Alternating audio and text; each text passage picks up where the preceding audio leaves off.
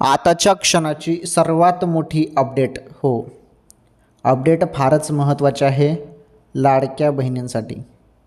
काय अपडेट आहे सांगतो. हे बघा लाडक्या बहिणींनो, 3,000 रुपये वाटप होणार का याबद्दल सध्या भरपूर माहिती तुम्हाला सोशल मीडियावरती पाहायला मिळत आहे. काही जण सांगत आहे की वाटप सुरुवात पण झाली.